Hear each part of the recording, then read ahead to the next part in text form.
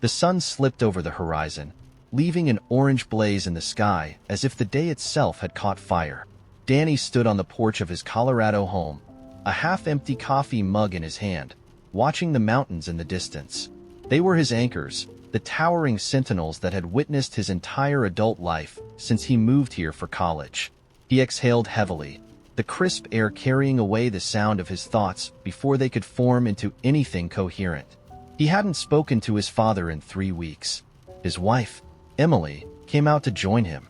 She brought her usual calm energy, leaning into the doorframe and crossing her arms, her dark hair falling across her shoulder. "You're brooding again," she said, not accusing, but definitely not letting him off the hook. Danny sighed and swirled the remnants of his coffee. "He thinks I'm punishing him, you know?" Emily raised an eyebrow. "For what? Actually following through on our plan to save?" Danny's laugh was bitter. "For not visiting. For not spending holidays flying across the country. For not, I don't know, making life easier for him to pretend he didn't royally screw us over." The words came out sharper than he intended, and Emily winced. Not because she disagreed, but because she hated this fight as much as he did. "He didn't screw us over," she said, her voice steady but quiet. "He gave us what he thought was reasonable." "Reasonable to him," Danny snapped. "Because he assumes everyone's life should look like his. He still doesn't get it. We don't want to move back to Ohio. We built our lives here, Our friends are here, our careers. Hell, even the bakery down the street knows my order now. I don't want to give that up because my dad thinks he knows best." Emily pushed off the doorframe and stepped closer, resting a hand on his arm. "I know," she said softly. "I know it's frustrating, but this constant replaying isn't helping. You've made your choice. So has he." Danny closed his eyes. It was easier when she said things like that. Made it seem like the decision was clean, straightforward. But it wasn't. Every time his phone buzzed, he half expected it to be another text from his dad. "Why are you doing this? We're your family." He drained his coffee and set the mug down on the railing. "Do you ever think maybe he's right? That maybe we're, I don't know, cutting them out?" Emily tilted her head, her expression thoughtful. "I don't think we're cutting them out. We're prioritizing. There's a difference. And if they can't see that..." She trailed off, her tone taking on an edge that Danny recognized. It was the same one she used when someone at work tried to blame her for their own mistakes. He smiled faintly. "You're scary when you get like that, you know?" Emily rolled her eyes but grinned. "Good. Someone has to scare you into not spiraling." Danny chuckled, but the heaviness in his chest didn't lift. He didn't blame his dad entirely. Not really. His dad had grown up in a different world. One where a single income could buy a house outright and still leave room for vacations and savings. Danny had tried explaining once how absurd the housing market was now, but his dad had just waved him off. "You kids always make it sound like the world's ending," he'd said. "Yeah," Danny muttered to himself. "Because for us, it kind of is." Emily glanced at him but didn't push. She learned to let him chew on things in his own time. Instead, she grabbed the empty coffee mug and headed back inside. The mountains stayed silent, and Danny let them. The next morning, his dad called. Danny almost didn't answer. He stared at the screen for a long moment, thumb hovering over the decline button, but he knew he couldn't ignore it forever. He swiped to accept. "Hey," he said, keeping his tone as neutral as he could manage. "Danny." His dad's voice was gruff, familiar. It carried the weight of too many arguments that ended in nothing but frayed tempers and strained silences. There was a long pause. Danny waited, letting the silence hang until his dad finally spoke again. "I don't understand why you're so mad at me," he said, the words slow and deliberate. "I gave you what I could. It's not my fault that you chose to live somewhere so expensive." Danny felt the heat rise in his chest, but he bit it back. "Dad," he said, his voice tight, "this isn't about the money. It's about the assumption. You assumed we'd move back. You assumed we'd drop everything we've built here because it's what you wanted." "I didn't assume anything," his dad shot back. "I gave you what I thought was fair. If it's not enough, that's not my problem." Danny closed his eyes and took a deep breath. "It's not about the amount, Dad. It's about you not listening. You say you want us to be happy, but only if that happiness looks like what you imagine it should. Silence. For a moment, Danny thought the call had dropped. Then his dad sighed heavily. I just don't want you to struggle, Danny. That's all. Is that so wrong? Danny's grip on the phone tightened. We're not struggling, Dad. We're building. There's a difference. His dad didn't respond right away. When he finally spoke, his voice was softer, almost unsure. I just miss you, kid. That's all. The words hit harder than Danny expected. He swallowed hard, the anger draining out of him as quickly as it had flared up. I miss you too, he admitted, his voice barely above a whisper. They stayed on the line for a while longer, not saying much, just existing in the shared quiet. It wasn't a resolution, not really, but it was a start. When my sister got engaged, I was happy for her, sure, but not exactly overwhelmed with excitement.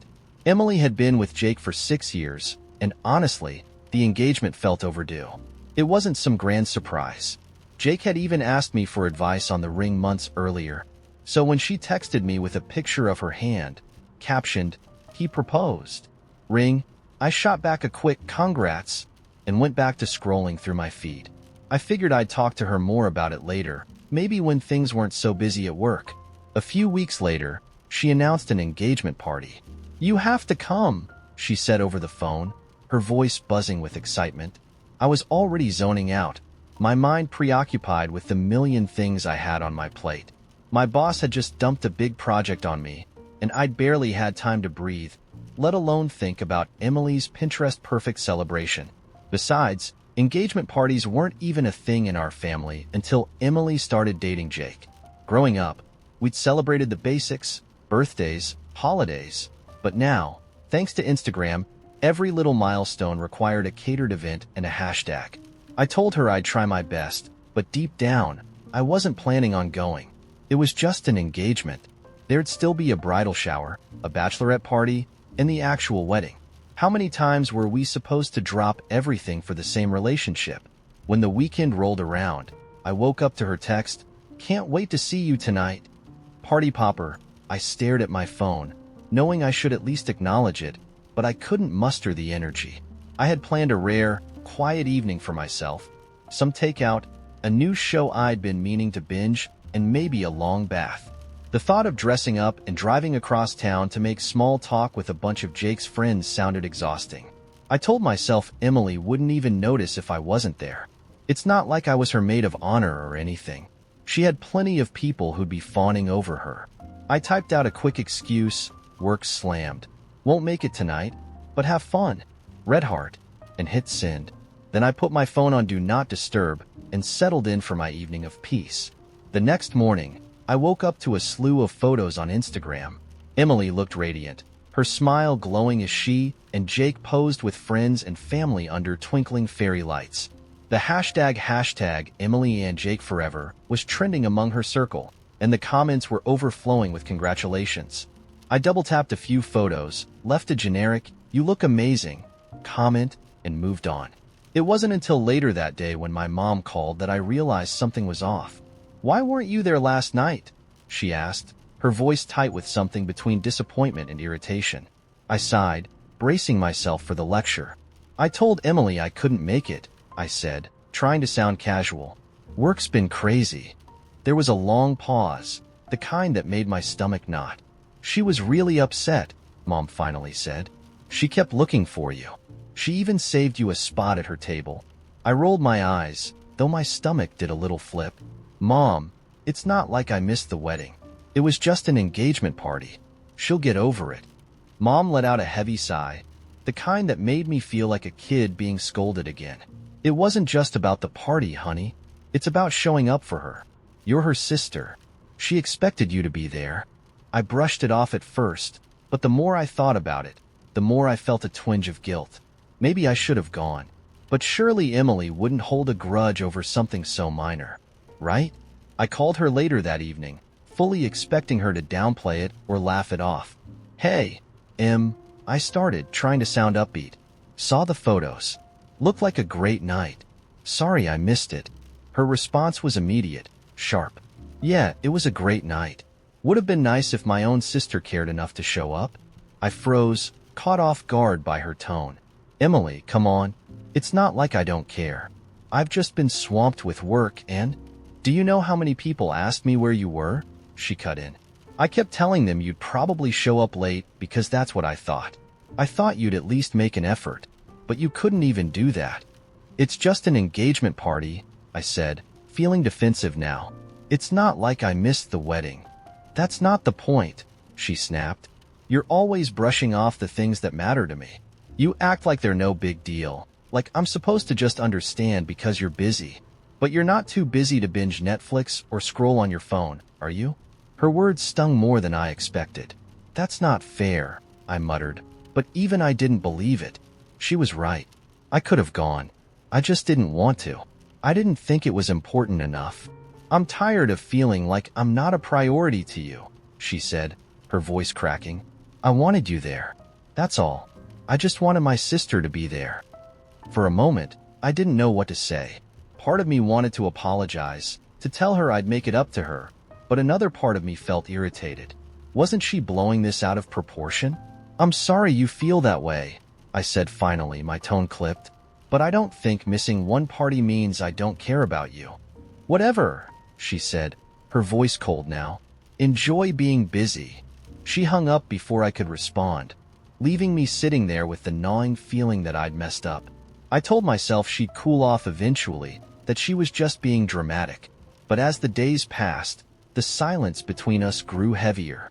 She didn't text me, didn't like my posts, didn't even reply when I sent her a meme I knew she'd find hilarious. For the first time in years, it felt like there was a real rift between us, and I couldn't decide if I was the one at fault or if she was overreacting. So, here I am, replaying the whole thing in my head, trying to figure out if I was wrong or if she's just too sensitive. AITA? Last New Year's Eve, as we sat on the couch nursing glasses of champagne and watching the clock inch toward midnight, Jamie leaned over and said, "We should start a tradition. Just us. Something that'll make every new year feel special." Jamie always had these ideas, grand, sentimental gestures that made my practical brain twitch. Still, I loved the way they saw the world. Like life was one long montage of meaningful moments waiting to happen. What kind of tradition? I asked, skeptical but curious. Gifts, Jamie exclaimed, eyes lighting up. We exchange one gift every New Year's. Something personal, something that shows how much we care. I nodded. All right, I'm in. But let's make it useful. You know, like stuff we actually need. Not just symbolic fluff. Jamie scrunched their nose, half amused, half insulted. Useful? No, the whole point is that it's heartfelt. Creative.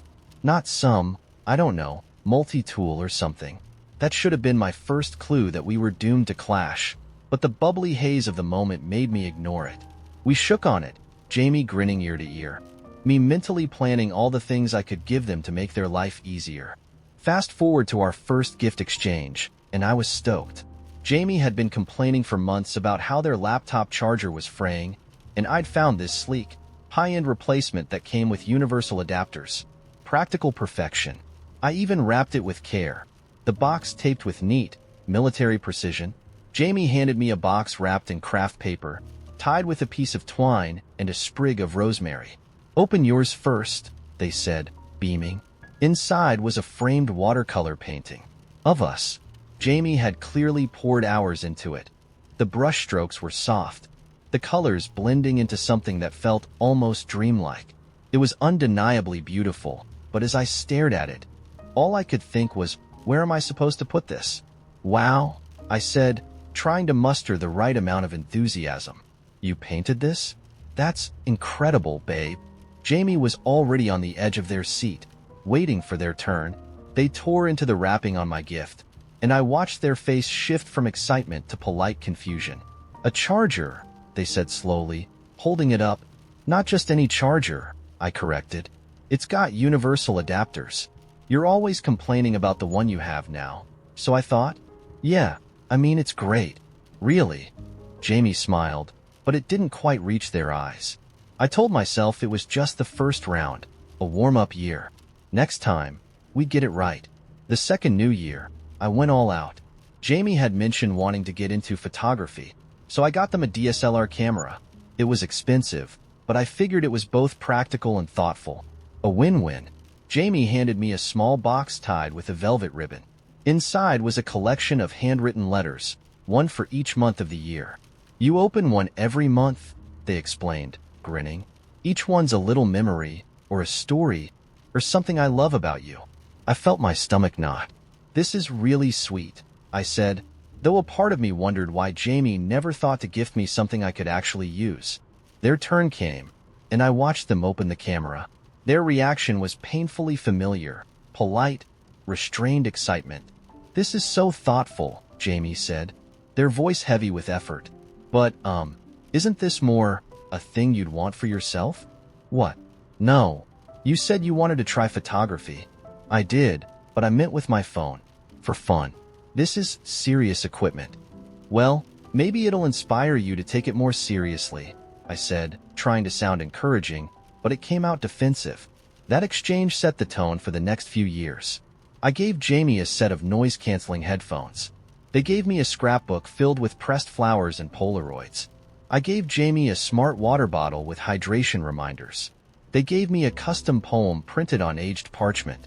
We weren't ungrateful. We always said thank you. Always tried to appreciate the other's effort.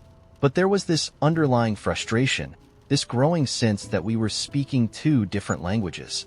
Finally, last year, after Jamie opened the ergonomic desk chair I'd ordered and I unwrapped a jar of sand from the beach where we'd had our first date, Jamie sighed. "We're really bad at this, huh?" they said, laughing softly. "I wouldn't say bad," I replied, though I felt a pang of guilt. "Maybe just different." Jamie set the chair aside and looked at me. "Can I ask you something? Why do you always go for functional stuff?" I blinked, caught off guard. "Because I want to make your life easier." "Isn't that the point? To give something that helps?" "But gifts aren't supposed to be about fixing things," Jamie said gently. "They're supposed to show you know someone. Like, really know them. It's not about the object, it's about the meaning." I stared at the sand jar, trying to imagine the version of me that would have appreciated it as Jamie did. "And you don't think I know you?" "No, it's not that," Jamie said quickly. "I think you know me, but I think you show it in ways that make sense to you, not to me. Does that make sense?" I didn't answer right away. I was too busy wondering how many times Jamie had opened my gifts and felt the same twinge of disappointment I'd felt with theirs. This year, we decided to skip the gifts altogether. Instead, we booked a trip, a shared experience, no strings attached. It was nice, freeing even, but as the plane landed, I caught Jamie looking wistfully at the souvenir shop and felt a pang of regret. Maybe I'd missed the point. Or maybe they had. Or maybe we were both just stubborn in our own ways. So now I'm sitting here, staring at this year's unwrapped gift, a beautiful hand-carved wooden box Jamie made themselves, and wondering if I'll ever get it right. When Jamie suggested we take a cooking class together, I thought it was a brilliant idea. We'd been watching food documentaries every other night and drooling over dishes from around the world. So why not try our hands at making something ourselves? I imagined the class as one of those picture-perfect date night activities. Cute aprons, shared laughs, maybe even a cheeky flower fight if the mood struck. So, when we found a class specializing in traditional Thai cuisine, I jumped on it. The class was small, intimate even, with only 8 other participants. The instructor, Chef Tan, greeted us warmly, his accent thick but his smile wider. The station in front of us was prepped with bright, fragrant ingredients: lemongrass, galangal, kaffir lime leaves, and an array of colorful chili peppers that looked deceptively harmless. The goal was to make a classic green curry from scratch, including pounding the curry paste in a mortar and pestle. Jamie looked as thrilled as I felt, and I squeezed their hand. This was going to be fun. The first few minutes went smoothly. Chef Tan explained the importance of balancing the flavors: sweet, salty, sour, and spicy, and emphasized following the recipe to achieve harmony. I nodded along, carefully measuring out the palm sugar and fish sauce as he spoke. Jamie, on the other hand, immediately started eyeballing the ingredients. I caught them tossing an extra pinch of something into their paste, and I raised an eyebrow. "Are you sure that's what he said?" I whispered, trying to keep my voice neutral. Jamie shrugged. not looking the least bit concerned. I'm just feeling it out. That's what cooking is about, right? Creativity? I opened my mouth to respond but stopped when Chef Tan called our attention to his demonstration. He expertly crushed the herbs and spices in his mortar, the rhythmic sound filling the room as he explained the importance of texture. I mimicked his movements exactly, grinding with focus and determination. Jamie, on the other hand, was already improvising. They added a chili that wasn't even on our tray and a handful of cilantro that Chef Tan hadn't mentioned yet. "Jamie," I hissed, glancing nervously at the instructor. "We're supposed to be following the recipe." "It's fine," they said breezily, smashing the pestle down with far more enthusiasm than technique. "Rules are just guidelines, babe. You'll see. Mine will have more personality." Personality? We were making curry, not auditioning for Top Chef. I bit my tongue and kept grinding, ignoring the small cloud of kaffir lime zest wafting from Jamie's station. The tension bubbled up again when we moved to the stovetops to cook the curry. Chef Tan walked us through the process step by step, stressing the importance of adding the coconut milk slowly to let the flavors develop. I dutifully poured a thin stream, stirring gently to avoid curdling, but out of the corner of my eye, I saw Jamie dump their entire can in at once. My hand froze mid-stir. "Jamie, what are you doing?" They turned to me, holding their wooden spoon like a sword. "Making curry. What's the problem?" "The problem is you're skipping steps," Chef Tan said. "Relax. It's all going in the same pot. Does it really matter how?" "Yes, it matters," I snapped, my voice louder than I intended. A couple of classmates glanced over, and I quickly plastered on a smile, pretending I hadn't just unleashed my inner Gordon Ramsay. Jamie rolled their eyes and went back to stirring their oversaturated curry. I tried to focus on my own pot, but it was hard to ignore the chaotic way they were flinging ingredients in, willy-nilly. When Chef Tan passed by our stations, I was sure he'd noticed the glaring differences between our dishes. To my surprise, he stopped at Jamie's and gave an approving nod. "Very bold," he said. "Not traditional, but interesting." Jamie shot me a smug grin, and I felt my face heat up. Bold? Interesting? Meanwhile, I was here meticulously following every instruction, and all I got was a cursory glance and a polite smile. By the time we plated our curries, I was simmering almost as much as the dish itself. We sat down to taste them, and I braced myself for the inevitable comparison. Jamie took a bite of theirs and made an exaggerated chef's kiss gesture, while I cautiously tried mine. It was good, balanced, flavorful, just like Chef Tan had promised. Jamie's, on the other hand, was spicy to the point of being borderline inedible. "Too much chili," I muttered under my breath, and Jamie heard me. "Yeah, but at least mine's not boring," they shot back, and the words stung more than I wanted to admit. "Boring? Are you kidding me? It's not boring, it's correct." Jamie laughed, but there was an edge to it. "God, you make it sound like a math problem. Cooking's supposed to be fun, you know?" I clenched my jaw and put my spoon down, suddenly not hungry. This wasn't how I'd envisioned the night. We were supposed to be a team, learning and laughing together, not silently competing over whose curry was better or less boring. On the way home, the awkward silence stretched between us. Finally, Jamie broke it. "Look, I know I'm not great at following rules, but I thought we were here to have fun, not take a final exam. You were so obsessed with doing everything perfectly that it felt like we weren't even in the same room." I stared out the window, their words sinking in. "I just wanted us to do it right, to respect the process. I thought it would make it more special." Jamie sighed. "I get that, but for me, experimenting is what makes it special. I guess. I didn't realize how much it was bugging you." I turned to them, my frustration softening. "And I didn't realize how much I was bugging you by being so uptight." Jamie smiled, and the tension started to ease. "So, are we calling this a tie? Two different approaches, same goal?" "Fine," I said, grinning despite myself. "But for the record, mine was way better." They laughed. AITA for thinking mine was better? "Maybe a little," I admitted, feeling the weight of the evening lift. Still, as we walked into the house, I couldn't help wondering if I'd been too rigid. or if they'd been too reckless. Was it really possible to share an experience like this when our approaches were so different? I thought back to our curries, each unique, and the stubborn pride we both had in them. So, AITA? It all started with a scratch-off ticket, one of those impulse buys you toss on the counter at the gas station because the colorful foil promises more fun than your usual gallon of milk.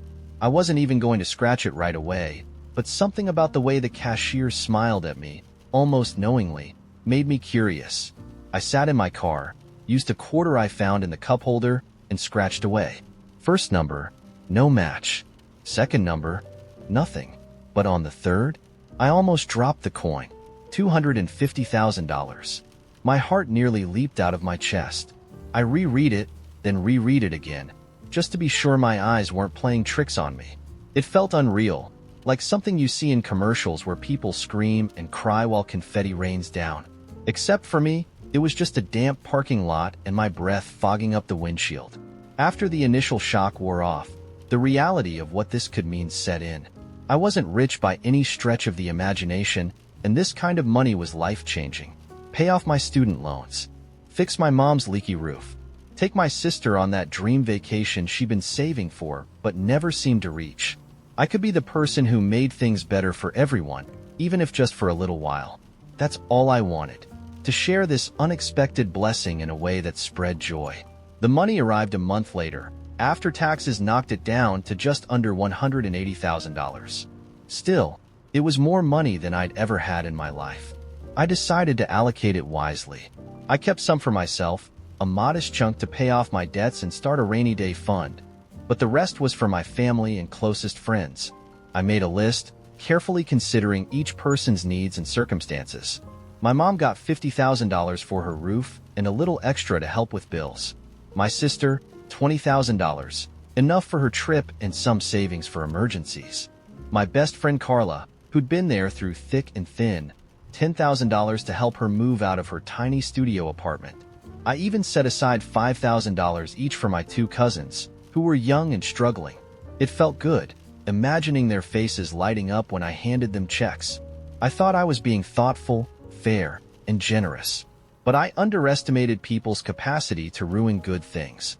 The trouble began almost immediately. My mom was the first. I handed her the check during Sunday dinner, a warm grin on my face as I slid it across the table. Instead of joy, I got hesitation. $50,000, she said, her brow furrowing. Honey, the roof alone will cost at least $40,000. And with the cost of groceries and everything else these days, I thought you'd do more, considering you don't have kids or a mortgage like your sister. Her words stung, but I swallowed it down. Maybe she was just overwhelmed. I assured her the money was hers to use however she needed and moved on. My sister, Emma, was next. I didn't even get to present her check with a flourish because she'd already heard from Mom by then. $20,000? That's it, she said, her tone sharp. You know I've been dreaming of visiting Europe for years. Flights alone are going to eat half of this. You couldn't bump it up a little? I mean, it's not like I didn't let you crash on my couch for 2 months when you were between apartments. I reminded her that this was a gift, not a repayment, and she sighed like I was the one being difficult. Then there was Carla, my best friend who I thought would be thrilled. When I handed her the check, her eyes widened, and for a moment, I saw that spark of gratitude I'd been hoping for. But then her face fell. This is amazing, really, but I was kind of hoping for enough to cover a down payment, you know? Moving out is one thing, but owning something would have been huge for me. I blinked, stunned. Did everyone have a secret dollar amount in their head that I was supposed to magically guess? The cousins weren't any better. They each called me separately, barely a week later, with nearly identical scripts. Hey, thanks for the $5,000, but I was talking to Mom, and she said you gave Aunt Linda $50,000. Don't get me wrong, I appreciate it, but it feels a little lopsided, don't you think? Lopsided. That word echoed in my brain as if I hadn't agonized over these decisions for days. What started as a celebration turned into a minefield of complaints and passive-aggressive remarks. Family dinners became unbearable. My sister stopped talking to me unless it was to drop hints about how tight her budget was. Carla was suddenly too busy to hang out. though I'd see her Instagram stories at brunch with mutual friends. Even my mom, who should have been the most understanding, kept finding subtle ways to guilt me. "I don't know how people make ends meet these days," she'd say, her eyes darting to the roof I'd partially paid for. "I guess some of us just have to manage with what we're given." I started regretting the whole thing. I'd wanted to share my luck, to give people a reason to smile, and instead, I'd somehow become the villain. No one seemed to understand that I hadn't owed them anything. This wasn't money I'd inherited or earned through a family business. It was pure chance. And yet, they acted like I'd robbed them, like I deliberately shortchanged their lives. The breaking point came when Emma confronted me during another Sunday dinner. "You know, I was talking to Carla," she began, her tone conspiratorial, "and she said you gave her 10 grand. 10. I mean, you didn't even give me double that, and I'm your sister.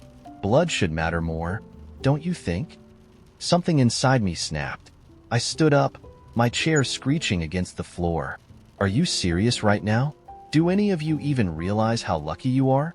I could have kept every penny for myself, and instead, I chose to share it because I care about you. But all I've gotten in return is attitude and entitlement. Do you know how exhausting that is?" The table fell silent. For a moment, I thought I'd finally gotten through to them, but then my mom sighed heavily.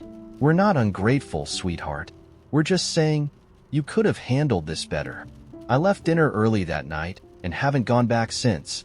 The calls and texts have slowed, but every time one comes through, I feel a knot of anxiety in my chest, wondering if it's another complaint disguised as a thank you. I thought I was doing something good, something selfless. Instead, I feel like I've torn my relationships apart. So now I'm left wondering, AITA? For as long as I can remember, I've been the go-to person, the reliable one, the fixer. Birthdays, emergencies, last-minute projects, even emotional breakdowns. If there was a need, I'd drop whatever I was doing and show up. It wasn't just a reputation. It was an identity, something I wore like a badge of honor. "You're so selfless," my mom once said when I helped my cousin with his math homework instead of preparing for my own exams. I was 15 then. Over a decade later, I'm not so sure that badge shines the way I thought it did. This week was my breaking point. My sister, Danny, called me late Monday night. "Hey, so, I hate to do this, but could you take Friday off and come help with Emma's science fair? She's really behind, and I just don't have the time with work this week." Danny's tone was casual, but the request wasn't. I'd taken Friday as a vacation day, a day I'd planned for months. No alarms, no errands, just a me day. I even had a massage booked. Friday? I hesitated, feeling that familiar pang of guilt begin to creep in. "I'm off, but I have plans." Danny sighed, a subtle weapon of hers. "Look, I wouldn't ask if it wasn't important. Emma's stressed out, and I don't want her to feel like she's falling behind because I can't get my act together. You're so good at explaining stuff to her. Please." I almost said yes. It was instinct, really. I'd said yes so many times before that my own wants rarely registered until I was already knee-deep in someone else's crisis. But this time, something inside me snapped. Maybe it was the exhaustion I hadn't fully acknowledged, or maybe it was the realization that Danny had never hesitated to say no when the tables were turned. "I can't," I said, forcing the words out. "I need this day for myself." Silence. Then, a sharp inhale on her end. "Wow. Okay. I guess Emma's just going to have to deal, huh?" I didn't answer right away. What could I say? That I'd been dealing with everyone else's MS for years? That I was tired of being the safety net while my own needs frayed at the edges? Danny muttered something about figuring it out and hung up before I could respond. Friday came, and I didn't touch my phone all day. I lounged in bed, drank overpriced coffee, read half a book I'd been meaning to start, and indulged in that massage. For the first time in years, I felt like I could breathe without anyone tugging at me for support. By evening, though, the notifications were piling up. Danny had posted a vague but pointed rant on Facebook. It's funny how the people you think you can count on turn out to be the most selfish. Reminder, family comes first. A few of her friends commented in solidarity, throwing in phrases like, "so disappointing," and "some people need a reality check." It didn't take a detective to know who she was talking about. Then there was Mom. She called around 8 p.m., her voice tight with that passive-aggressive calm that makes your stomach clench.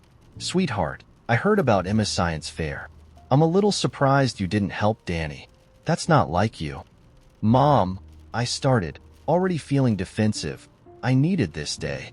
I've been so overwhelmed and "We're all overwhelmed, honey," she interrupted. "But family comes first. You've always been so dependable. I hate to see you change." Change. That word stung more than it should have. It wasn't change, it was survival. I tried to explain how drained I'd been lately, how I'd been saying yes to everyone for years without stopping to think about what it cost me. But Mom didn't want to hear it. She kept circling back to how much Danny needed me, how hard her life was as a single mom, how I was letting my niece down. By the end of the call, I was too emotionally wrung out to argue. The next day, Danny texted, "Emma asked why you didn't want to help her. Hope you're happy." Guilt flared in my chest, but so did anger. Did she really tell her 8-year-old daughter I didn't want to help? I wanted to scream, but I settled for turning my phone off again. It wasn't just Danny and Mom. Word travels fast in my family. My older brother, Nate, who's never lifted a finger for anyone but somehow gets a free pass because he's busy, sent me a snarky text, "Guess you're on strike now? Let me know when you're done being selfish." Even my aunt weighed in with a pointed comment on one of my Instagram posts. "Self-care is nice, but don't forget the people who've always been there for you." Here's the thing. I haven't forgotten. I've been over backward for these people. I helped Nate move into 3 different apartments, even though he's perfectly capable of hiring movers. I've babysat Emma more times than I can count, sometimes rearranging my entire schedule to do it. I've spent countless hours listening to Mom vent about her friends, her health, her latest argument with Dad. And yet, the one time, I say no, I'm suddenly public enemy number 1. I started second-guessing myself. Should I have just sucked it up and helped? Was my day off worth this fallout? But then I remembered the exhaustion that had settled into my bones, the resentment that had been simmering under the surface for years. It wasn't just about Friday. It was about every time I'd sacrificed my own well-being because I was too afraid of being called selfish. On Sunday, Danny sent another text. "We handled the science fair, but it would have been nice to have your support. Don't worry, I won't bother you next time." The passive aggressiveness practically oozed off the screen. I didn't respond. What could I say that wouldn't start another argument or dig me deeper into this pit of guilt? Now, it's Monday, and I'm sitting here replaying the week in my head, wondering if I really am the villain in this story. Maybe I should have helped. Maybe I should have sucked it up like I always do. But then again, maybe, just maybe, it's okay to put myself first for once. They always tell you on airplanes to secure your own oxygen mask before helping others. I've been ignoring mine for years. Was it really so terrible to take one day to breathe? The wind howled through the cracks of the old windows as Henry sat by the dim light of his desk lamp, a pen trembling in his hand. This was his routine now, scribbling down fragments of his thoughts on the yellowed pages of a tattered journal. It wasn't that he lacked things to say.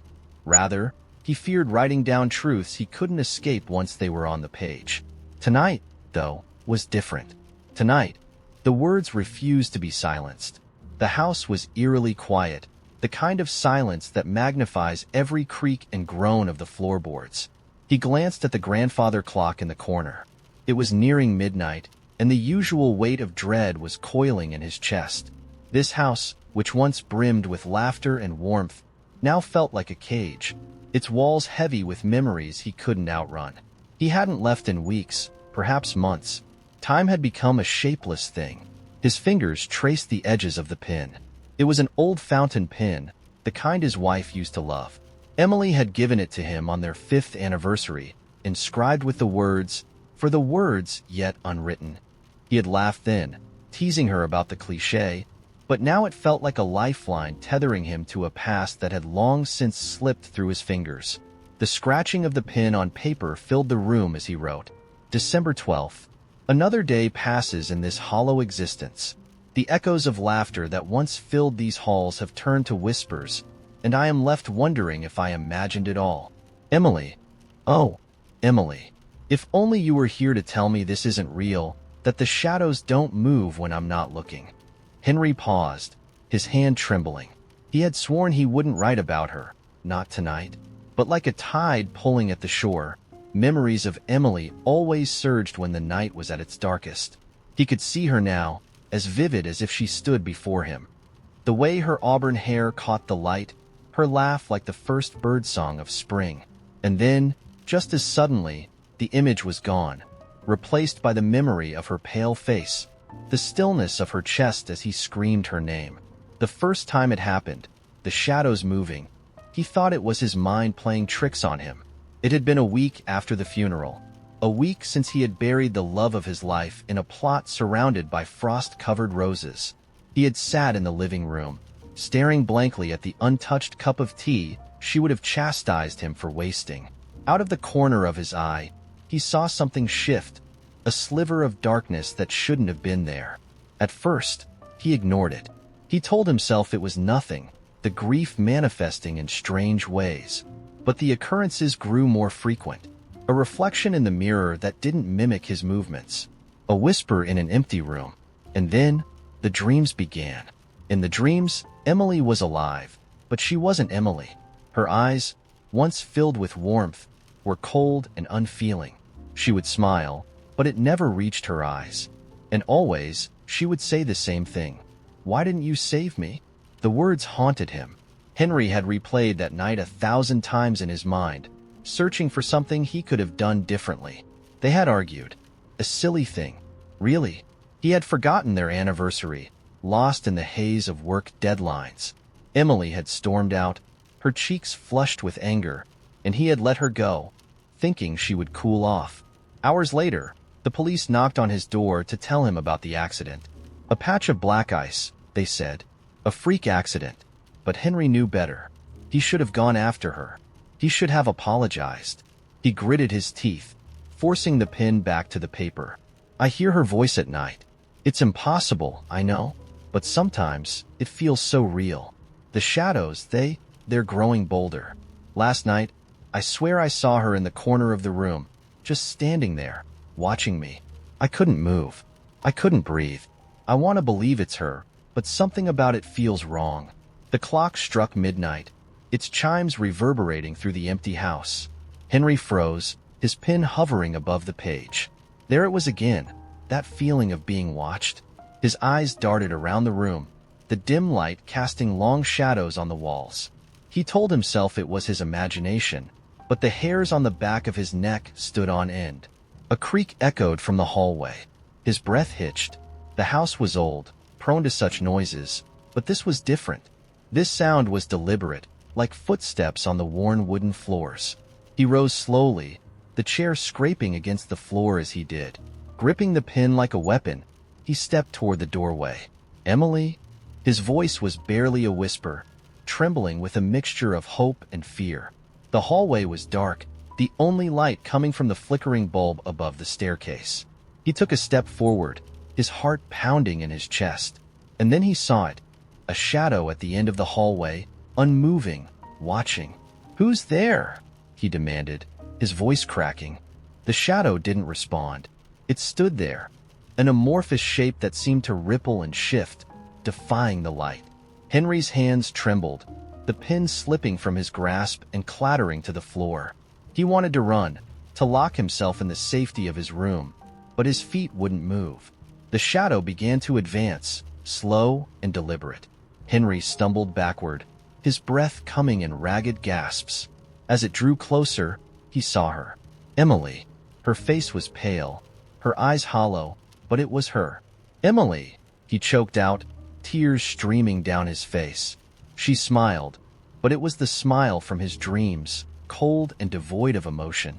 "Why didn't you save me?" she whispered, her voice echoing with an otherworldly distortion.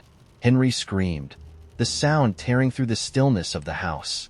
The last thing he saw before darkness consumed him was her outstretched hand, reaching for him with a touch colder than death.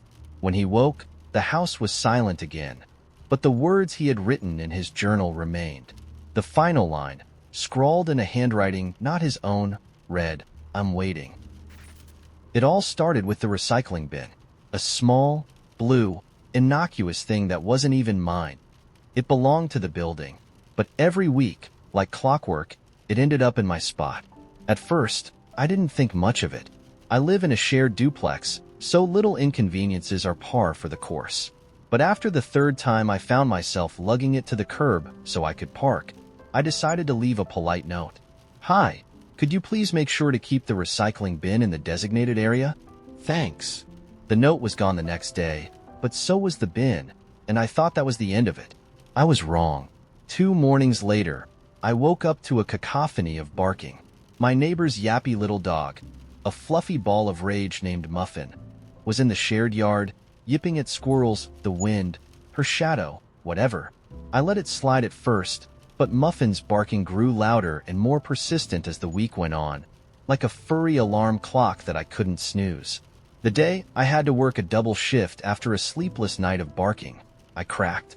I marched over and knocked on my neighbor's door.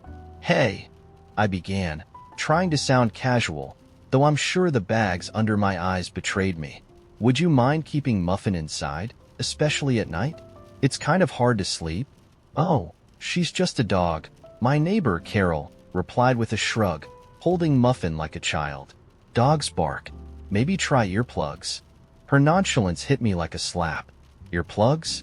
In my own home? I stewed for the rest of the day, unable to focus at work, replaying the conversation in my head. When I got home that night and found the recycling bin once again blocking my parking spot, my patience snapped. I dragged it back to her side of the driveway, not the designated area, and left it in the middle of her walkway. Petty? Maybe. Satisfying? Absolutely. The next morning, I found my car boxed in by her trash cans. It was so ridiculous I laughed, but it was clear Carol wasn't going to let it slide. So began the battle of the bins. I'd move hers to the curb. She'd shove mine into the bushes. I started leaving her passive-aggressive post-it notes. "Please respect shared spaces." She responded by cramming all her recycling into my bin until the lid wouldn't close. Each new affront felt like a declaration of war. Then came the music. One night, after a particularly stressful day, I decided to blast some tunes while I cleaned. Nothing crazy, just a little Fleetwood Mac at a reasonable volume. 20 minutes later, Carol was pounding on the wall, shouting for me to turn that crap down. It was 7 p.m. I ignored her, but the next day, when I sat down to watch a movie, she retaliated by cranking up some terrible reality show so loud I could hear every whiny argument and dramatic pause through the wall. If she wanted a noise war, I was game. I bought a soundbar and made it my mission to drown out her shows with action movie marathons. I thought I was winning until she started vacuuming at odd hours, 10 p.m., 6 a.m., once at 3 a.m. I swear she did it just to mess with me. We were locked in a cycle of mutual annoyance, each petty escalation feeding the fire. Things reached a boiling point on a Saturday morning. I was watering the tiny patch of grass we shared when Muffin darted out, barking her head off as usual. Annoyed, I turned the hose in her direction. Not enough to soak her, just a little spritz to shoo her away. Carol saw the whole thing from her window and came storming out, yelling about animal cruelty. "Are you serious?" I shot back. "Your dog barks nonstop and ruins my peace, but I'm the problem? You have no right to spray my dog," she shouted, her face red. Maybe if you weren't such a miserable neighbor, she wouldn't be so upset all the time. Miserable neighbor? This from the person who weaponizes their trash cans. Carol didn't respond. She just stomped back inside, slamming the door so hard it rattled the frame. I thought maybe that was the end of it, but an hour later, I found a note taped to my door. "We need to have a conversation about boundaries," it read, as if she hadn't just screamed at me in public. I ignored the note. She retaliated by leaving Muffin's messes in the yard for me to deal with. I fought back by spraying vinegar along the fence line, which I read somewhere would keep dogs away. It didn't. Instead, Carol started parking her car obnoxiously close to mine, making it nearly impossible to get in or out. I responded by leaving my sprinkler running just long enough to, accidentally, soak her car. The final straw came when I ordered a patio set for my side of the yard. It wasn't even anything fancy, just a little table and a couple of chairs so I could enjoy my morning coffee in peace. Carol, of course, decided to drag it onto her side. When I confronted her, she said, "Well, you're always taking up space with your loud music and trash cans." I figured this, even the score. Even the score? I couldn't believe the audacity. In a fit of rage, I dragged the patio set back to my side, leaving deep grooves in the grass. Carol watched from her window, Muffin barking incessantly at my every move. For a brief moment, I considered just letting it go, but the thought of her smug face as she sipped coffee in my chairs was too much. Now, we barely speak except to exchange the occasional glare or snarky comment. I know I'm not blameless, but it's hard to see her as the victim when she's just as petty as I am. Still, I can't help but wonder. AITA?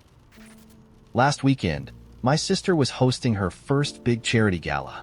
She had been planning it for months, maybe even over a year, obsessing over every detail from the flower arrangements to the seating chart.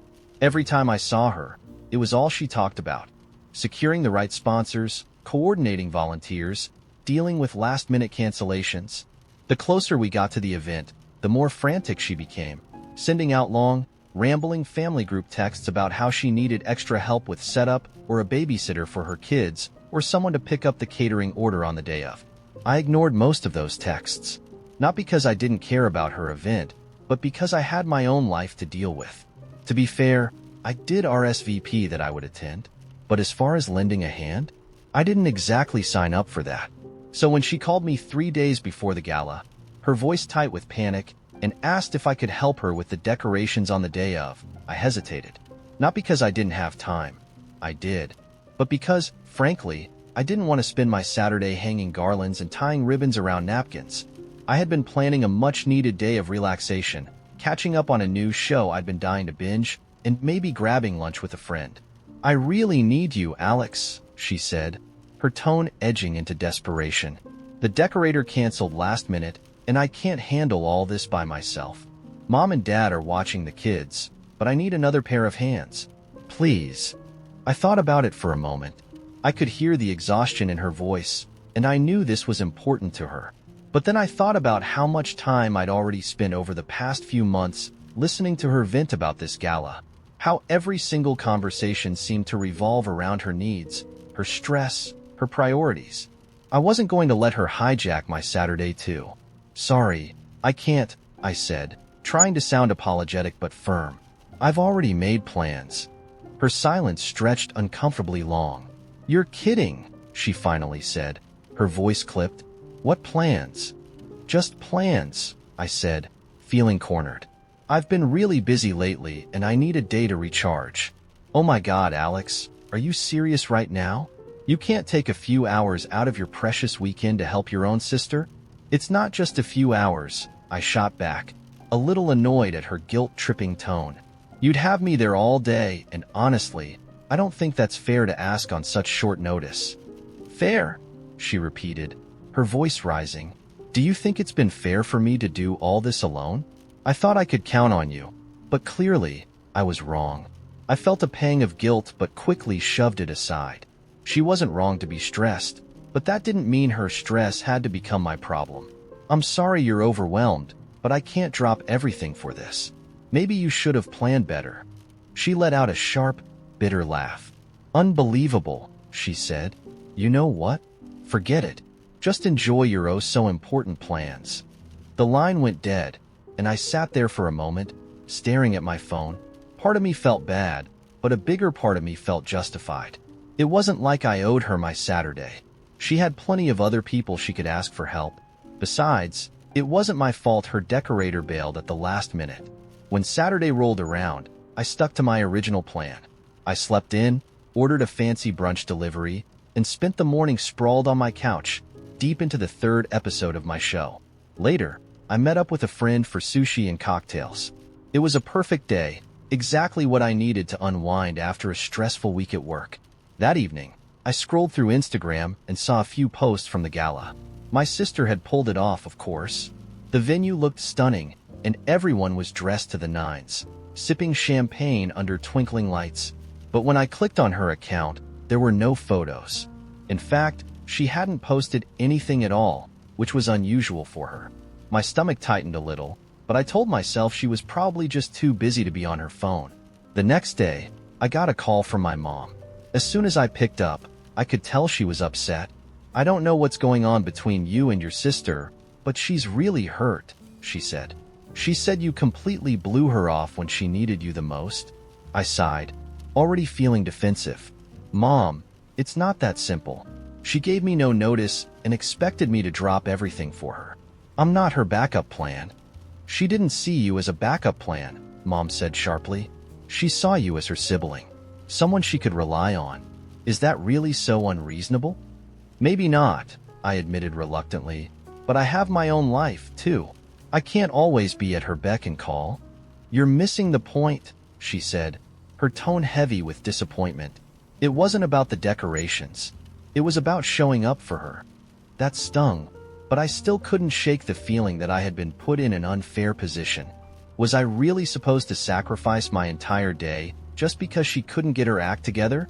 I haven't spoken to my sister since. She hasn't texted, and I haven't reached out either.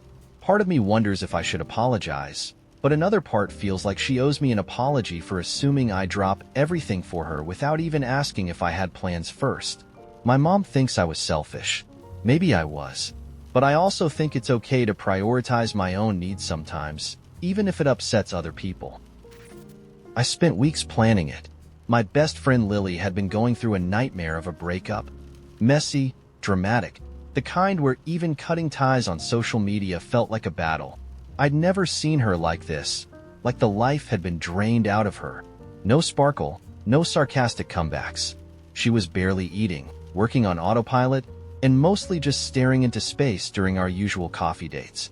So, I decided to do something big, something that screamed, "Lily, you are loved, you are awesome, and your ex is trash." The idea came to me late one night while scrolling through Pinterest. Lily had always wanted to go on a self-care retreat, but she could never justify the time or cost. I thought, why not bring the retreat to her? I could turn her apartment into a little spa oasis and give her an evening that would remind her of how much she mattered. I wasn't going halfway on this. I wanted it to be perfect. The first step was research. I knew her favorite scents, colors, and even which face masks she liked best. I scoured reviews for the best organic bath bombs and spent way too much time sniffing candles at that overpriced shop she loves but never buys from. I even splurged on some silk pillowcases because she'd once told me they were the epitome of luxury. For ambience, I created a playlist of her favorite soft indie songs and found fairy lights that gave the room a cozy glow. I ordered sushi from her favorite place, and for dessert, those little macarons she always raves about but claims are too expensive for a cookie. On the big day, I coordinated with her roommate, who let me into the apartment while Lily was at work. I started by tidying up because, frankly, the breakup had left the place looking like a tornado passed through. Then I transformed the living room into a haven. Twinkling lights, fluffy blankets, candles glowing softly. I laid out the bath supplies and even left her a handwritten note saying, "You deserve this." I set the food up on her coffee table, arranged like something out of a magazine. By the time I finished, I was practically buzzing with anticipation. I could already imagine her walking in, her face lighting up, maybe even tearing up because someone cared enough to do this for her. But the moment Lily came home, I knew something was wrong. She froze in the doorway, her eyes darting around. Not with delight, but with suspicion. What is this?" she asked, her voice flat. "It's a surprise," I said, beaming. "I thought you could use a night to relax, so I set up a little spa evening for you." She walked in slowly, her arms crossed. "Did you clean my stuff?" "Just tidied up a bit," I said, trying to sound casual. "I didn't throw anything out or move anything important. I just wanted it to feel nice." Her face twisted like I just insulted her. "I liked it how it was. Why would you mess with my space without asking?" "I thought you'd appreciate it," I said, already feeling my enthusiasm deflate. "You've been so stressed lately, and I just wanted to..." "To what? Remind me I'm a mess?" she snapped. "Great job, mission accomplished." I blinked, completely caught off guard. "No, that's not what I meant at all. I just wanted to do something nice for you. Well, maybe next time you could ask me what I want instead of just assuming, she said, her voice rising. She gestured to the candles. These are lavender. I hate lavender. It gives me headaches. And sushi? Really? You know I've been trying to eat clean. I stared at her, my chest tightening. I had no idea she didn't like lavender. She'd never mentioned it. And sushi was her favorite food. She'd eaten it practically every other day before the breakup. I tried to explain, but every word felt like fuel on the fire. Lily, I swear I thought this would help you feel better. Well, it doesn't, she shouted, cutting me off. It feels like you're trying to fix me because you think I'm some pathetic, broken project. I stood there, stunned, as she grabbed the silk pillowcases and threw them onto the couch. And these? What am I supposed to do with these? My life is falling apart, and you think pillowcases are going to fix it? At that point, I couldn't hold back. I was just trying to do something nice for you, Lily. I spent weeks putting this together. I thought about every little detail because I care about you, and I wanted you to feel cared for. I wasn't trying to fix you. I was trying to remind you that you're not alone in this. She scoffed. Yeah, well, next time don't bother. Her words hit like a slap, and I felt my throat tighten as I gathered my things. I didn't even know what to say. I just nodded, mumbled something about leaving her to it, and walked out the door. I cried in my car on the way home, not just because she'd misunderstood my intentions, but because it felt like everything I'd done, the time, the money, the thoughtfulness, had been completely dismissed. I kept replaying her words in my head, wondering if I'd really been as insensitive as she claimed. Should I have asked her first? Would that have ruined the surprise? Or was she just so wrapped up in her own pain that she couldn't see the love behind the gesture? Now, I'm sitting here writing this, still feeling raw and confused. I genuinely thought I was doing something good, something that would make her smile, even for a moment. But instead, I made things worse. When we first moved into this duplex, Marcia from next door was the first person to greet us, a warm smile stretching her face, holding a plate of brownies wrapped in cellophane. "Welcome to the block," she had said, the sunlight catching on her silver hoop earrings. She seemed sweet, the kind of neighbor who'd water your plants without asking if you left town. So, when she proposed that we share the upkeep of the little patch of green between our houses, I didn't think twice about agreeing. It wasn't much, a flower bed, a narrow strip of lawn, and a couple of small shrubs, but it gave our homes a touch of charm. She even suggested a schedule, alternating weeks for mowing, weeding, and watering. Seemed fair. At first, it went great. Marcia was diligent, out there every other Saturday morning, straw hat perched on her head, trimming the edges of the grass or pulling weeds with a precision that reminded me of surgery. I wasn't bad myself, even if I say so. I didn't wear a straw hat, but I did my share, often in the evenings after work, wiping sweat off my brow and feeling a quiet pride every time a neighbor complimented our tidy little oasis. Then life got busy, really busy. My job started demanding more of me, with late-night calls and looming deadlines. By the time I got home, all I wanted to do was collapse on the couch, not wrestle crabgrass or wrestle the hose into watering submission.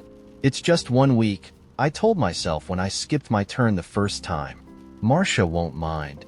After all, she loved the garden, didn't she? Surely, she'd take care of it for now. She didn't say anything the first time. I caught her a few days later, grumbling to herself as she pulled out some weeds that were technically my responsibility. I winced from behind my blinds, but I convinced myself it wasn't a big deal. Everyone has off weeks, right? Except my off weeks turned into off months. My excuses stacked higher than the mulch pile I'd promised to spread. Marcia, to her credit, or maybe not, never outright confronted me. Instead, she retaliated. Subtly at first. She stopped picking up the leaves that blew onto my side, even when the wind piled them into unsightly heaps.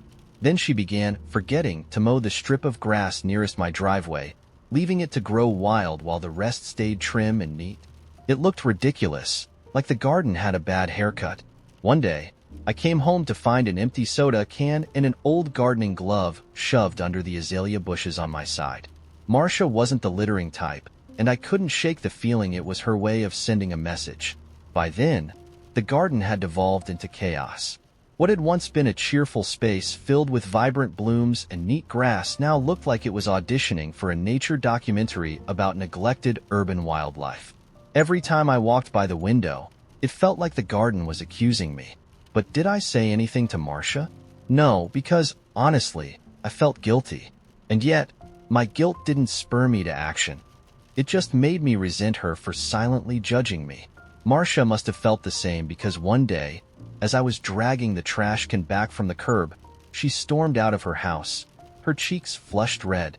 "You know," she began, voice tight, "I wasn't planning to spend my retirement cleaning up after someone who can't even bother to pull a weed or two." She gestured sharply toward the flower bed, now more weed than flower. I wasn't expecting the ambush, and in my flustered state, I snapped, "Oh, give me a break, Marcia. I've been busy." You could have just said something instead of acting like we're in some passive-aggressive standoff. Her eyes narrowed. Why should I have to say something? We agreed this was a shared responsibility, not Marcia does it all while you sit inside watching TV. That's not fair. I shot back, even though a part of me knew it wasn't entirely untrue. You're retired.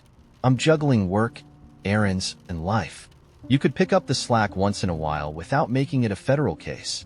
Marcia crossed her arms, her lips curling into a bitter smile. Funny how you expect me to pick up the slack while you can't be bothered to do the bare minimum. And you know what? If you don't care, then neither will I. The argument escalated from there. She started pointing out every little thing I hadn't done. That hose you left uncoiled 3 weeks ago? Still lying there. While I countered with her recent offenses. And what about the garbage you've been leaving under the bushes, huh? It was petty and ridiculous, but neither of us could seem to stop. By the time we both stormed back inside our respective homes, slamming the doors for good measure, I felt exhausted and angry, but also vaguely ashamed. Since then, things have only gotten worse. I can't walk out the door without feeling her glare from her kitchen window, and I'm sure she feels the same from me. The garden has become a full-blown battleground, overgrown and littered with the physical evidence of our mutual stubbornness. The other day, I found a pair of muddy gardening clippers thrown haphazardly into the shrubs, and I almost marched over to her door to confront her. But then I remembered the pile of old mulch bags I'd left conspicuously on her side last week. Neither of us is innocent. The kicker? A couple of our neighbors have started making comments about how sad it is to see the garden in such a state, casting glances toward our houses like we're both equally to blame. Maybe we are, but I can't help thinking. If Marcia had just been a little more understanding, or, okay, if I'd been a little more responsible, this whole mess could have been avoided. Now I'm stuck wondering, AITA? You ever have one of those moments where you know you're the only person who can see the bigger picture? That was me last month, smack in the middle of a situation I knew I had to fix. It all started with my cousin Elena. We've always been close, growing up practically like siblings. She's a good person, sweet, hardworking, a little shy. But when it comes to relationships, the girl couldn't find her way out of a wet paper bag. Elena had been dating this guy, Mark, for about a year. And let me tell you, the guy was a walking beige flag. Not an outright jerk, but just dull. He'd call her bro in texts. He had a passion for cryptocurrency, but worked at a hardware store. The most romantic thing he ever did was order her mozzarella sticks. Don't get me wrong, Elena didn't seem unhappy, but she wasn't glowing either. My gut told me she was settling for a guy who was convenient, not someone who set her soul on fire. So, naturally, when she started hinting at moving in with Mark, I freaked out. I asked her point blank, "Are you sure this is what you want?" She'd just shrug and say, "Mark's safe. He's nice." Nice? Safe? Was she adopting a Labrador or building a life? That's when I knew she needed my help. She didn't have the perspective to see what she was doing to herself. And honestly, I couldn't sit by and watch her sleepwalk into mediocrity. My plan started simple. A casual chat here, a probing question there. "Hey, Elena, do you ever think about traveling to Europe, like you used to talk about? Would Mark be into that? Or, remember how you said you wanted to open your own bakery? Does Mark support that dream?" But she'd just laugh and brush me off, like, we're happy. He's not a bad guy. Not a bad guy. That's the lowest bar. I realized I wasn't getting through to her directly. If she couldn't see it herself, I'd need reinforcements. So, I gathered the troops. My mom, Elena's older sister, and our mutual friend, Jess. All of them knew Mark was a dud. We agreed to stage a little intervention. Not in a harsh way, but a caring one. You deserve better, Elena, we'd say. You shouldn't settle. The night came. I invited everyone over under the pretense of a movie night, but we barely got through the opening credits before I casually turned the conversation to relationships. Jess jumped in first, saying, I always thought you'd end up with someone super adventurous, like you are. Then my mom added, Mark's fine, but have you thought about what you really want, sweetheart? Elena's face went pale. I could tell she wasn't expecting this. She tried to laugh it off, saying, wow, okay, ambush much? But I pressed on. We're just worried, Elena. You've always been someone who lights up a room. Does Mark make you feel that way? My mom nodded sagely. Jess looked like she was about to pull up a PowerPoint. For a second, I thought we were getting through to her. She went quiet, biting her lip like she was actually considering it. Victory, right? Wrong. The next day, I got a text, we need to talk. Great. I went to her place, feeling a little smug. I figured she was going to thank me for opening her eyes, maybe even cry about how she'd been too scared to admit she wasn't happy. But no. Instead, she exploded. How could you do that to me? She snapped, pacing around her tiny living room. You made me feel like an idiot in front of everyone. I tried to explain that we were just looking out for her. It's because we love you, I said. We don't want you to settle. But she wasn't having it. Mark's not perfect, but he's my choice, she said, practically vibrating with anger. Who are you to decide what's right for me? I told her she was too close to the situation to see clearly. Sometimes you need an outside perspective, I argued. But she just laughed bitterly. Perspective? You don't live my life. You don't know what makes me happy. And for the record, Mark does support my dreams. You never even asked him. I was stunned. Of course, I knew her better than Mark did. I was her cousin, her confidant. I'd been there through her awkward middle school years, her first heartbreak, her graduation. How could she think I didn't have her best interests at heart? But no matter what I said, she kept pushing back. You think you're helping, but all you're doing is controlling me, she said. If you can't respect my decisions, maybe we need some space. Space? Between us?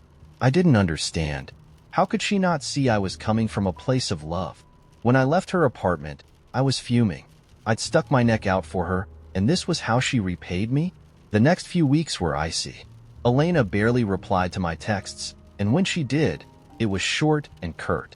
Our moms got wind of the fallout and told me I'd overstepped. Jess, of all people, said maybe we pushed too hard. Even my boyfriend sided with Elena. You probably shouldn't have put her on the spot like that, he said. People need to figure things out on their own. I was furious. No one understood. I wasn't trying to be the bad guy. I was trying to help. Now, Elena and Mark are still together. She's moving into his place next month. We haven't really talked since that blow-up. I still think I did the right thing. I mean, what kind of family would I be if I just stood by and watched her make a mistake? But now I'm starting to wonder if maybe I handled it wrong. When Mom fell and broke her hip last winter, everything changed. She went from this fiercely independent woman who could out-hike people half her age to someone who needed help getting out of bed.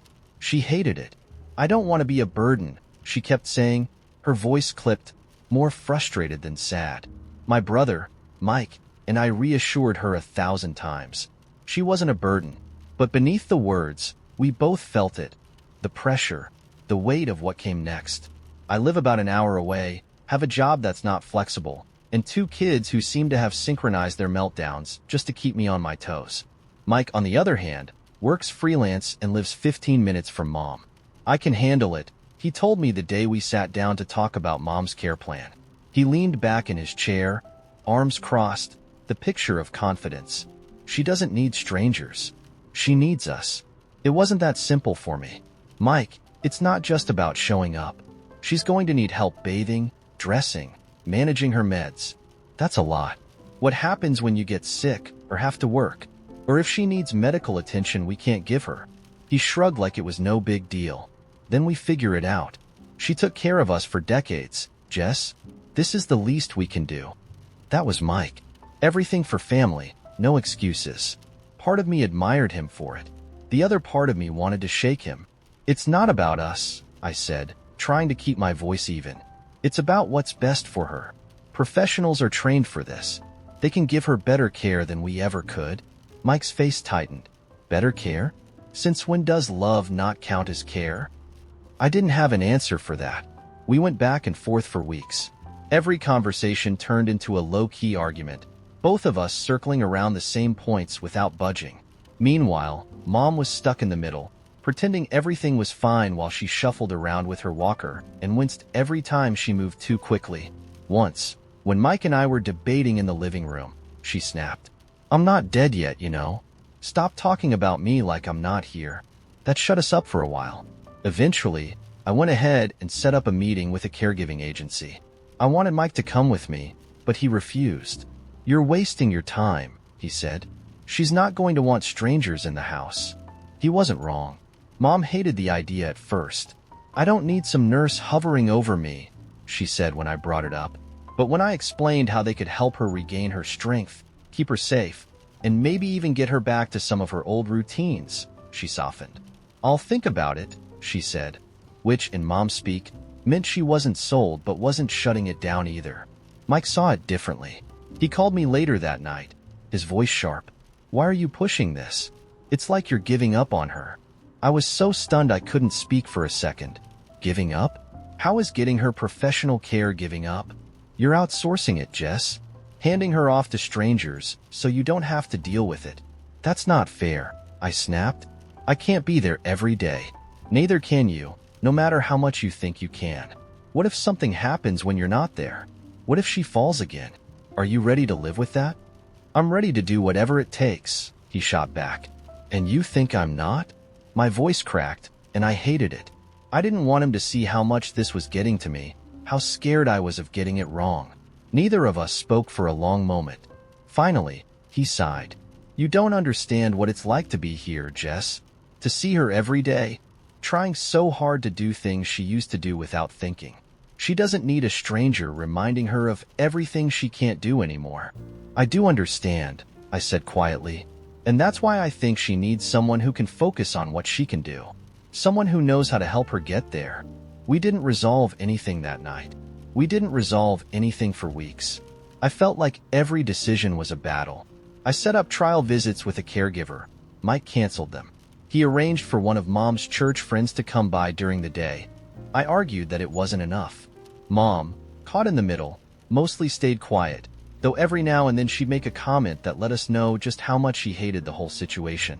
One day, Mike called me out of the blue. "Mom had a rough morning," he said, his voice tight. "She tried to get into the shower on her own and slipped. She didn't fall, but it was close." My stomach dropped. "Is she okay?" "Yeah, she's fine. Just shaken up." "Mike, this is exactly what I've been talking about. We're not enough. Not for this." He didn't argue, which was how I knew he was scared. "I'll think about it," he muttered, and I bit back the urge to say something snarky. I couldn't push him, not now. In the end, we compromised. Mom agreed to try having a caregiver come in 3 mornings a week. Mike would handle the afternoons, and I'd drive down on weekends to take over. It wasn't perfect, but it was something. And when I saw Mom laughing with the caregiver one morning, her face more relaxed than it had been in months, I felt a small flicker of hope. Still, Mike wasn't entirely on board. "This doesn't feel right," he told me one evening, his voice heavy. "I feel like I'm letting her down." "You're not," I said. "You're doing everything you can. We both are." He didn't look convinced. Now, months later, things are better but still tense. Mom's stronger, happier even, but Mike and we're not the same. I catch myself wondering if I was wrong to push so hard, if maybe I should have trusted him more. He looks at me sometimes like I've betrayed him, and it hurts. I know he's doing what he thinks is right. So am I. But is it enough? When my cousin Liam called me last Friday night, His voice had that serious, low tone people reserve for secrets or bad news. I was halfway through my third glass of wine and scrolling through memes, so his urgency threw me off. He said he needed to tell me something, but only if I swore to keep it between us. Of course, Liam. What is it? I said, already half distracted by a TikTok in the background. That's when he dropped the bombshell. Liam, Mr. Straight as an Arrow who wouldn't jaywalk if his life depended on it, had been seeing a therapist for months because he was struggling with his mental health, anxiety, panic attacks, and even a couple of moments where, he admitted quietly, he'd thought about hurting himself. I could feel the weight of his confession through the phone, and I tried my best to sound supportive. Wow, Liam, thank you for trusting me with this. I'm glad you're getting help. It's brave. And I meant it. I really did. Fast forward to Saturday afternoon. My parents decided to host a casual family barbecue, and before long, a mix of cousins, aunts, uncles, and random plus ones had taken over the backyard. At some point, I ended up sitting with my sister Emily and our cousin Beth at the picnic table while everyone else was busy with burgers and beers. We were chatting about random stuff when Beth asked if I'd heard from Liam lately. Oh, totally, I said, not even thinking twice. He actually told me something crazy last night. You won't believe this. I paused, letting the suspense hang for just a second. Liam's been seeing a therapist because he's, super anxious. Apparently, he's been really struggling, but he didn't want anyone to know. Beth's jaw dropped, and Emily raised an eyebrow. Liam?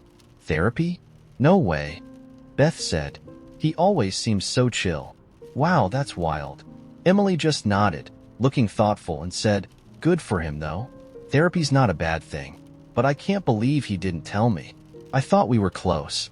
Now, in hindsight, I realize I should have stopped there, but for some reason, I didn't. Maybe it was the casual vibe of the conversation, or maybe it was the wine coolers I'd been sipping, but I started sharing more. Yeah, he said he was having panic attacks, bad ones, and he even had some, dark thoughts. But don't worry, he's fine now. I added that last part almost as an afterthought, as if that would make it okay to spill what was clearly sensitive information. Beth's eyes widened even further. Oh my God, poor Liam. But, good for him for getting help, right? Emily nodded again. But this time she had this look on her face, like she wasn't entirely comfortable with the conversation. By Sunday morning, I'd nearly forgotten the whole exchange. That is, until my phone buzzed with a message from Liam. Hey, did you tell anyone about what I told you? My stomach dropped. For a second, I considered lying, but I figured it would be better to just own up to it. Yeah, I mentioned it to Emily and Beth. Sorry if that's a big deal. It wasn't like a public announcement or anything. I thought adding the little joke might lighten the mood. It didn't. His reply came back fast. Why would you do that? I specifically told you it was private. I tried to explain. I didn't think it was that serious, Liam. I mean, it's not like they're strangers, and they were going to find out eventually, right? He didn't respond for a while, and when he did, his anger practically jumped off the screen. You don't get to decide who finds out eventually. That was my choice. My life. I trusted you. At this point, I was starting to feel a mix of guilt and frustration. I mean, yeah, maybe I shouldn't have said anything, but he was blowing this way out of proportion. I tried calling him, but he didn't pick up, so I sent another message. Liam, I didn't mean any harm. I was just talking with Emily and Beth. It's not like I posted it on Facebook or something. They're family. They care about you. He left me on read. Later that evening, Emily called me, which was unusual because we mostly text. As soon as I picked up, she went off. What were you thinking, telling Liam's business like that? He's really upset. He called me, crying. Do you even understand how hard it was for him to tell you in the first place? Her words hit harder than I expected, and I felt my defensiveness flare up. I wasn't trying to hurt him, Emily. I didn't think it was that big of a deal. I just thought, I don't know, that it was something people should know so they can support him. Well, maybe you should have thought harder, she snapped before hanging up. Now I'm sitting here, replaying the whole thing in my head, and I honestly don't know if I'm the bad guy or not. I mean, it's not like I told the world. I didn't mean to hurt him. I just thought it wasn't as big a secret as he made it out to be. And okay, Maybe I should have asked before saying anything, but it's not like I was spreading rumors or trying to embarrass him. I shared something I thought would be fine to share, and now I'm the villain? Last Saturday was supposed to be a night of celebration. My best friend Rachel had just landed her dream job as an executive at some big fancy company I can barely pronounce. She'd worked her butt off to get there. Late nights, skipped weekends, and dealing with her nightmare of a boss. So when she invited everyone to her place for a promotion party, I knew it was going to be a big deal. Rachel thrives on making everything perfect. The party was no exception. Catered food, fancy wine, a playlist so curated it could have been a Spotify hit. Me? I'm not that kind of person. I'm more show up with a six-pack and a bag of chips kind of guy. I figured the party could use some lightening up, you know? Rachel can be so serious sometimes. She's always been the overachiever, the one who follows the rules, while I've been the joker. It's like an unspoken dynamic in our friendship. I keep things fun, and she keeps me grounded. So, when I came up with my joke, I thought it'd be exactly what the night needed. The idea hit me the second I walked into her living room. There it was, the framed photo of her with the CEO of the company, perched on the mantel like it was the Mona Lisa. She'd met him at some networking event last year, and she'd always said it was a pivotal moment in her career. I rolled my eyes so hard I think I saw my brain. A photo op with some rich guy? Classic Rachel. I decided to have some fun. While everyone was mingling, I snuck into the kitchen, grabbed one of those little sticky notes, and wrote, "Nice try, but we all know you photoshopped this," in big block letters. Then I stuck it right under the frame. I stepped back, admired my handiwork, and thought, this is comedy gold. It was just the kind of silly little gag that would get everyone laughing. I wasn't mocking her success, just taking her down a notch, in a playful way. About 15 minutes later, Rachel noticed it. She was standing by the mantel, mid-toast, thanking everyone for their support. She turned to gesture at the photo, saw the sticky note, and froze. Her smile faltered for just a split second before she ripped the note off and crumpled it in her hand. But the damage was done. People had noticed. There were a few awkward chuckles, but mostly, the room went quiet. It felt like someone had just hit pause on the party. Rachel didn't call me out right then and there. She's too composed for that. She powered through her toast, her voice a little shakier than before, and raised her glass. Everyone cheered, though it felt forced, like they were trying to fill the uncomfortable silence I'd created. I thought she'd laugh about it later, maybe even text me something like, "You idiot, you almost ruined my toast." But no, the look she shot me from across the room wasn't playful. It was sharp, like she wanted to bury me alive with the little cocktail forks from the appetizer table. Still, I thought the whole thing was being blown out of proportion. It was just a joke, and honestly, it was funny. Was I supposed to apologize for having a sense of humor? But the vibe at the party changed after that. Conversations were stiffer, people gave me side-eye, and Rachel spent most of the night avoiding me. At one point, her boyfriend Mike came up to me and said, "Dude," read the room, before walking off like he was delivering some kind of life lesson. I wanted to tell him to loosen up. It wasn't like I insulted her mom or something. When Rachel finally came over to me, her face was tight with forced politeness. "Can I talk to you for a second?" she said, pulling me aside to the hallway. "Look, I know you probably thought it was funny," she started, her voice low but firm, "but that was really hurtful. This job means everything to me, and you made it look like a joke in front of everyone." I stared at her, genuinely confused. "It was a joke. I wasn't trying to make fun of your job. I thought you'd laugh." She crossed her arms, her lips pressed into a thin line. "Yeah, well, no one else laughed, did they? Come on, Rachel. It's not like I torched your diploma or anything.